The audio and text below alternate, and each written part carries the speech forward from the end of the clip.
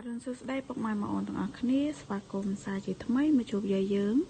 នៅព្រឹកនេះដែរយាយយើងមានតម្រុយថ្មីសម្រាប់ពុកម៉ែបងប្អូនទស្សនានឹងមើលកំសាន្តលេងសម្រាប់ថ្ងៃទី18ខែ5 2026តម្រុយរបស់យាយគឺមានប៉ុណ្ណឹងហើយយាយក៏មានសុបិននិយាយជូនពុកម៉ែបងប្អូនស្ដាប់កំសាន្តដូចគ្នាតែមុននឹងនិយាយសុបិនយាយក៏សូមពឹងពុកម៉ែបងប្អូនដែលចូលរួមទស្សនាទាំងអស់គ្នានេះកុំភ្លេចជួយចុចពាក្យ like ជា subscribe ឬក៏នឹងឲ្យ channel ថ្មីយាយម្នាក់មួយផងមុនណាដើម្បីទទួលបានវីដេអូក្រោយៗតើចឹងពុកម៉ែបងប្អូនចូលស្ដាប់សុបិនយាយមិញនេះយាយសុបិនឃើញចាមនុស្សស្រីម្នាក់ស្លៀកពាក់ដូចអប្សរាអញ្ចឹងហើយលើកដៃរំក្បាច់លើកដៃទាំងពីរហ្នឹងរំក្បាច់អប្សរាចាស្លៀកពាក់ដូចអប្សរាតែមិនមែនអប្សរាមែនទេរបៀបដូចថាគេតែ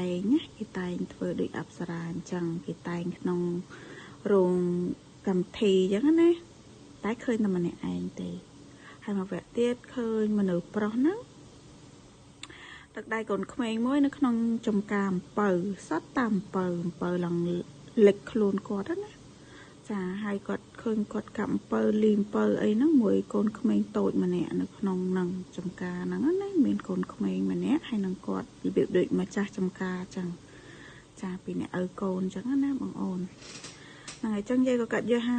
55 77 79 71 855 779 971អស់5និងអស់7ចឹងពុកម៉ែបងប្អូនចេះកាត់លេខអីក៏យកតាមហ្នឹងទៅណាចាហើយក៏ជូនពរហេងស្នាងល្អដល់អ្នកគ្នាចឹងវីដេអូយាយក៏មានតែប៉ុណ្្នឹងទេជួបគ្នានៅវីដេអូក្រោយបាយ